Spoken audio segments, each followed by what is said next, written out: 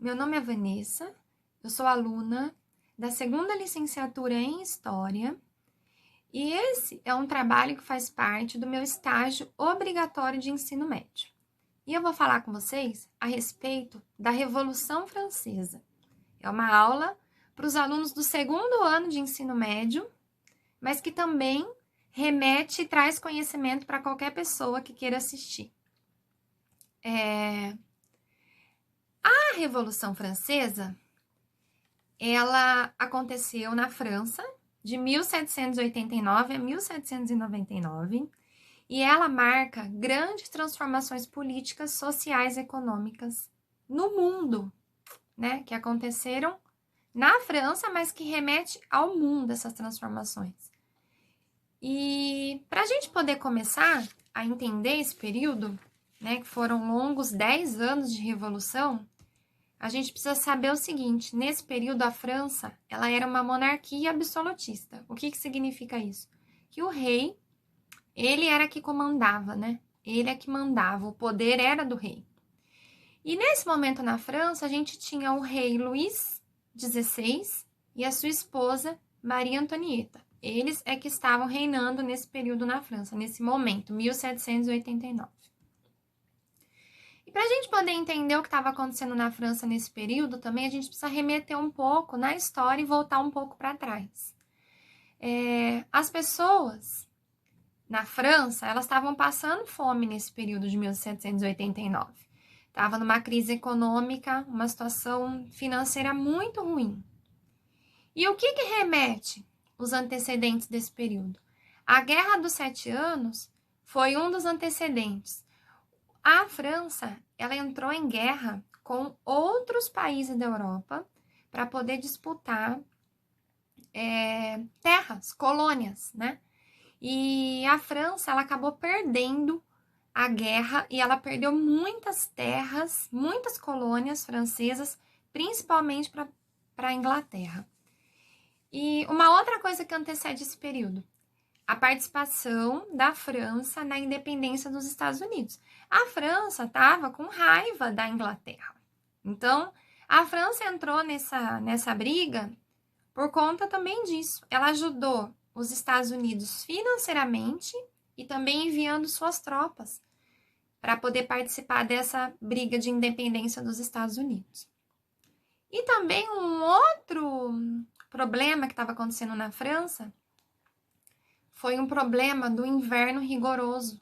Foi um problema que assolou as plantações, destruíram muitas plantações e os camponeses, que eram donos dos negócios, né, eles ficaram numa situação muito precária.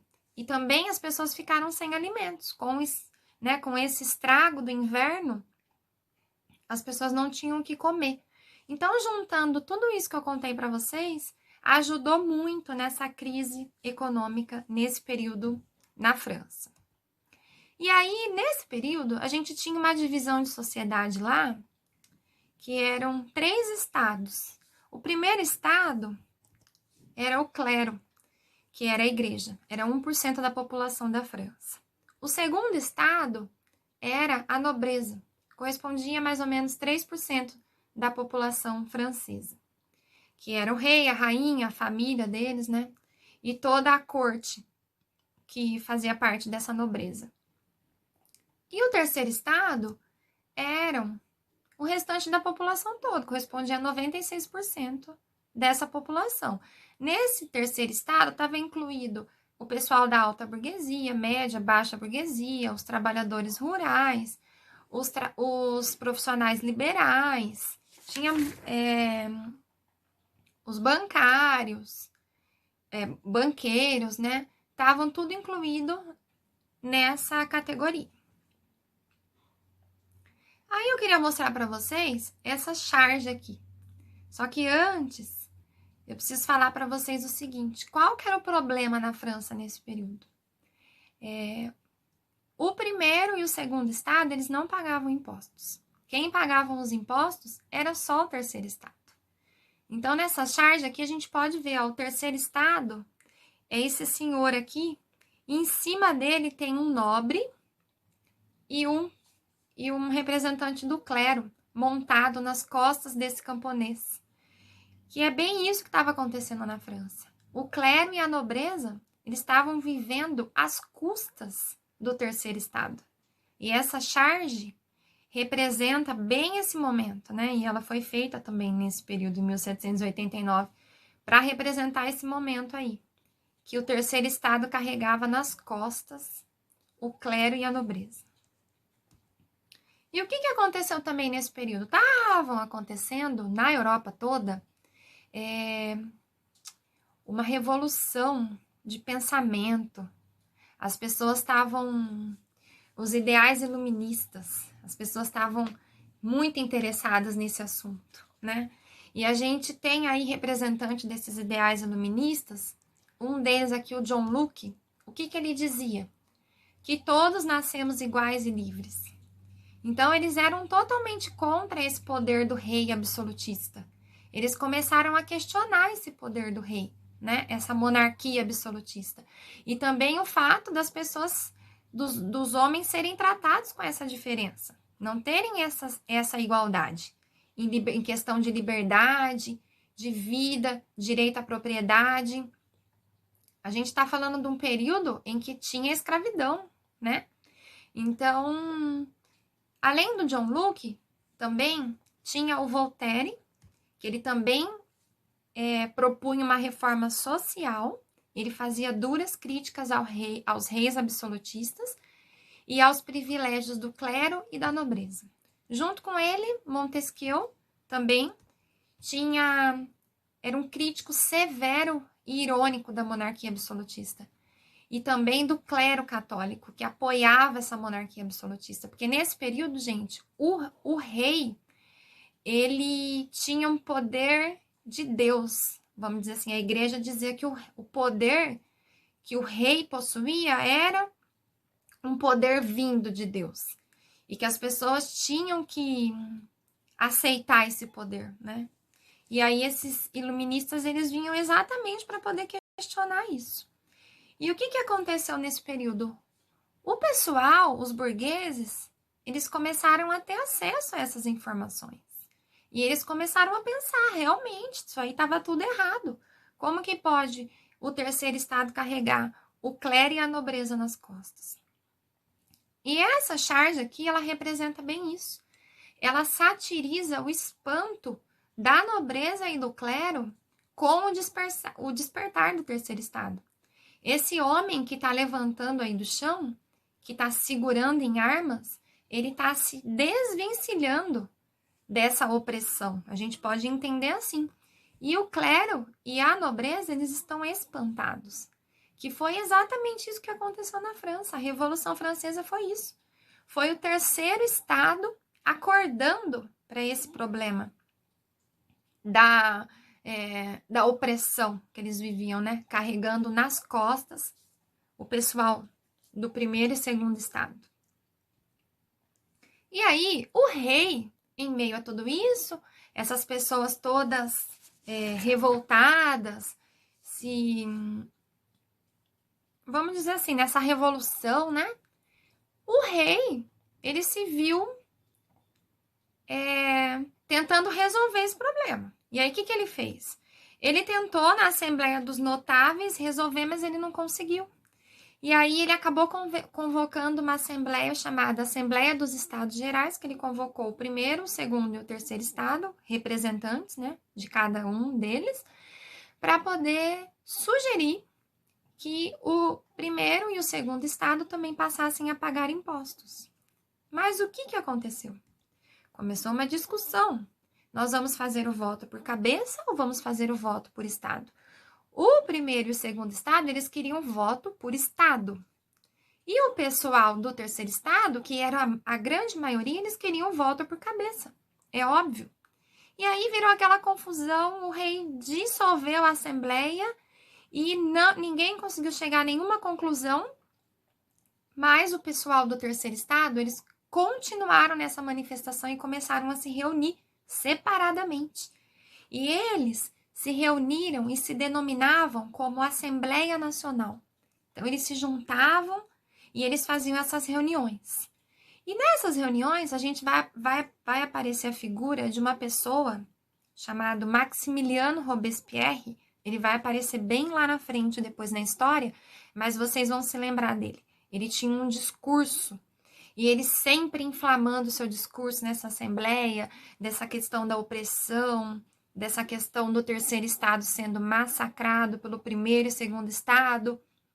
E as pessoas estavam com o ânimo à flor da pele. E elas queriam mudanças. E aí, o que aconteceu?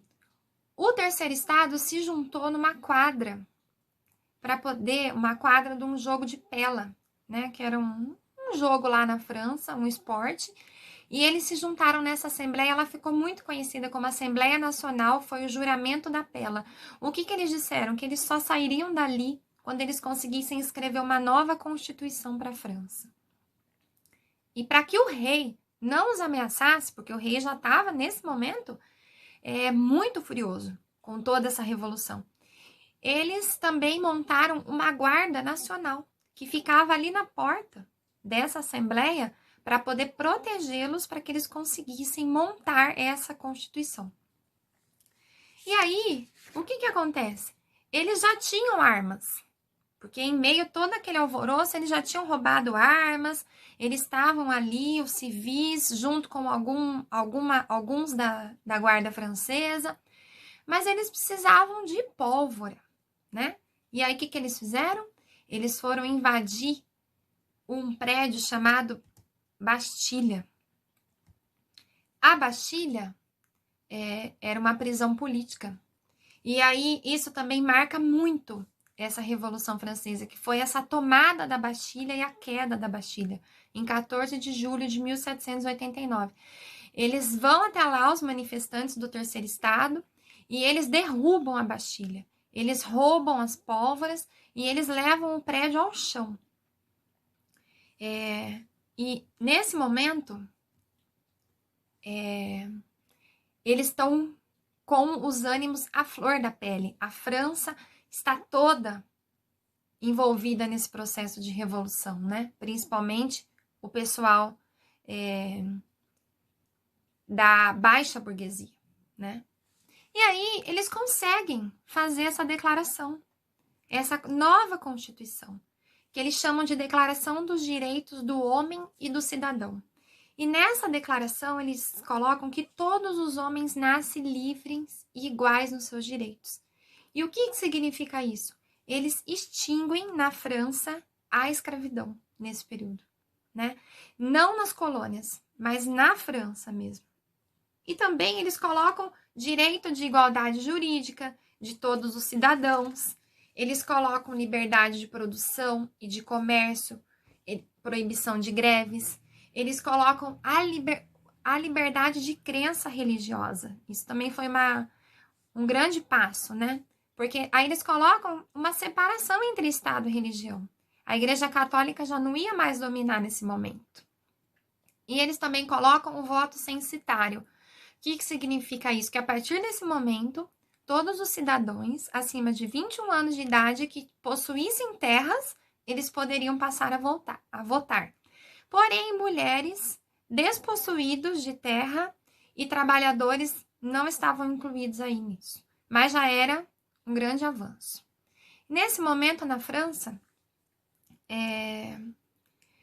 eles instituem a monarquia constitucional. O que significa isso? O rei, ele fica no poder, porém, ele não reina absoluto. Ele reina junto aos três poderes, do legislativo, executivo e judiciário. E aí, gente, o que foi que aconteceu? Essa nova Constituição, ela não agradou a todos, né? Porque ela ainda tinha divisões sociais, né? Embora foi um grande passo, mas ela ainda tinha. E aí, o terceiro estado, ele se quebra, ele se divide em girondinos, jacobinos e os pântanos. E aí, a gente tem o início da segunda fase da Revolução, que é a fase da Convenção. Quem eram os girondinos? Os girondinos eram os membros do terceiro estado que correspondia à alta burguesia. E eles eram aqueles com ideais conservadores. Eles queriam a revolução, mas eles queriam manter o poder do rei junto ao legislativo, né? Não o poder absoluto, mas junto ao legislativo, executivo e judiciário, essa monarquia constitucional. E eles se sentavam sempre à direita das assembleias, né? Os jacobinos, eles correspondiam à pequena burguesia, aos trabalhadores rurais, aos trabalhadores urbanos, que eram os sans-culottes, a pequenos comerciantes, profissionais liberais, operários, artesãos, todas essas pessoas faziam parte dessa turma dos jacobinos. E eles se sentavam à esquerda das assembleias. E também a gente tem aí nesse meio a planície, ou os pântanos, que era aquele pessoal da alta burguesia, mas que eles não tinham posição política definida. Eles se sentavam ao centro da assembleia, na parte mais baixa, mas eles ficavam ali só de olho, esperando o momento deles, ficavam meio que sem posição. Eles não defendiam nem os girondinos e nem estavam para o lado dos jacobinos.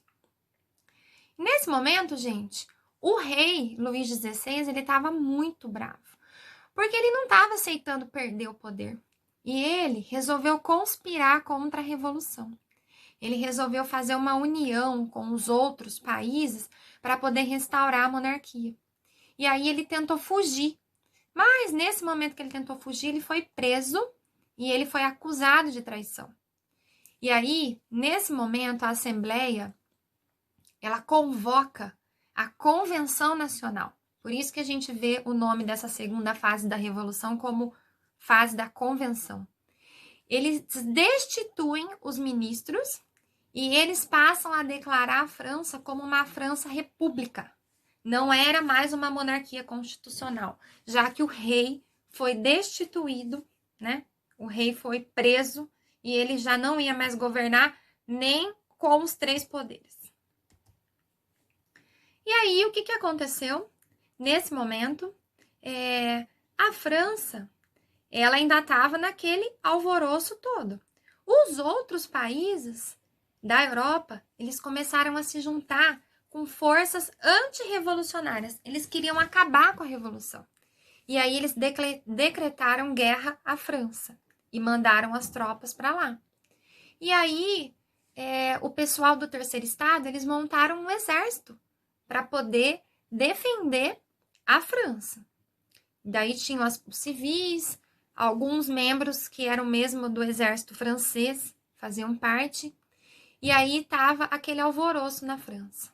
E em meio a tudo isso, o pessoal dos jacobinos, eles não queriam mais restaurar a monarquia constitucional. E para que isso não ocorresse, que eles não tivessem nenhum empecilho, eles resolveram matar o rei. Então, eles julgaram, condenaram e executaram o rei na guilhotina. O rei foi executado em janeiro de 1793, junto com outros inimigos da Revolução. E aí, a gente pode dizer que essa fase da Revolução, ela se chama a fase do terror. E logo vocês vão saber por quê. Se lembram daquele nome, Robespierre, que eu disse lá no início? O Robespierre, ele começou a controlar, ele tomou o poder nesse momento da Revolução. Eles conseguiram fazer, gente, uma nova Constituição e aprovaram essa nova Constituição. Nessa nova Constituição, eles colocaram o voto universal, ou seja, não era mais censitário, todo mundo poderia votar. Eles colocaram um novo calendário, tiraram todas as datas religiosas, colocaram o preço do pão congelado, fizeram um programa de reforma agrária, onde as pessoas, os nobres que tinham fugido da França e largado suas terras, eles pegaram essas terras dos nobres e dividiram entre os camponeses e os rurais, e também pegaram algumas terras das igrejas para fazer isso também. Eles estipularam um piso salarial mínimo e máximo, e eles extinguiram a escravidão também nas colônias. A França agora não tinha mais escravidão nem em colônia, nem na França mesmo. Criaram os impostos para os mais ricos e também criaram o culto à razão, já que a Igreja Católica não era mais a religião predominante naquele momento. E aí, eles também colocaram um comitê de salvação pública. O que significava isso? Esse comitê de salvação pública era para proteger a França dos antirrevolucionários, né? Dessas tropas antirrevolucionárias dos outros países. E também fizeram o Comitê de Segurança Pública e o Tribunal Revolucionário. Isso aqui tudo junto era para poder afastar e punir todo e qualquer inimigo da Revolução. Fosse ele de tropas antirrevolucionárias de outros países ou fosse ele francês. E aí, nesse período, o Robespierre, ele mandou muita gente para a guilhotina. Foi uma fase do terror, porque muita gente foi morta nesse período. Todas as pessoas que eles achavam que conspirava contra a Revolução, elas eram perseguidas e elas eram mortas. Milhares de pessoas foram mortas nesse período. E o Robespierre, ele perdeu a cabeça, né? Vamos dizer assim, ele foi um momento sanguinário na França, né? Rolou muito sangue e até os próprios jacobinos, alguns jacobinos foram guilhotinados, porque o Robespierre começou a enlouquecer, ele achava que qualquer um estava contra ele, contra a Revolução. E aí começa a última fase da Revolução, quando o Robespierre, ele não participou da Assembleia e os girondinos foram lá e aplicaram o golpe. E aí eles conseguiram ascender ao poder. E aí, nesse momento, a gente tem o retorno de alguns privilégios dos girondinos nesse momento. Vamos dizer assim, que eles fizeram uma nova Constituição, eles voltaram o voto censitário e eles também retiraram algumas leis sociais que o período anterior tinha colocado, como, por exemplo, o pagamento de impostos pelos mais ricos e a reforma agrária. E aí, o Robespierre, ele e alguns membros, né, que estavam junto com ele, já tinham perdido o apoio do sans-culottes, dos jacobinos mesmo, e aí ele foi condenado à morte e foi guilhotinado também. E os girondinos começaram a reinar. Porém, eles ficaram 5 anos no poder, mas mesmo assim a França ainda estava assolada em problemas econômicos, pessoal passando fome, sem alimento. Eles estavam lutando ainda na guerra contra os antirrevolucionários que estavam na França tentando reinstaurar a monarquia. E aí, ameaçados com tudo isso, os girondinos resolveram permitir que um líder assumisse. E quem foi esse cara? O Napoleão Bonaparte, que era um general do exército, muito querido pela população, porque ele lutava muito, né, na guerra lá contra os antirrevolucionários, e eles colocaram o Napoleão Bonaparte no poder. Ele foi escolhido, porém, em 9 de novembro de 1799, ele aplica um golpe chamado Golpe 18 de Brumário, onde ele fecha o diretório e ele institui uma forma de governo denominada consulado. E em 1804, por meio de um plebiscito, ele recebe o título de Imperador Napoleão I. E aí a gente pode dizer que foi o fim da Revolução Francesa, né? Depois tem o que o Napoleão faz, né? As expansões marítimas, mas a Revolução Francesa a gente pode encerrar nesse momento. E eu quero deixar para vocês uma reflexão. Assim, o que temos hoje como os direitos naturais sempre foram assim? O nosso direito de ir e vir, nossa liberdade. Eu queria que vocês pensassem sobre isso. E quais as conquistas da Revolução Francesa influenciaram hoje nossas vidas, né? Quais as conquistas sociais, econômicas, políticas? Eu queria que vocês fizessem uma reflexão a respeito disso, né? Que a gente pode ver tudo isso essa Revolução Francesa nos nossos dias atuais, até hoje, né? Eu espero que vocês tenham gostado, tenham entendido, e muito obrigada!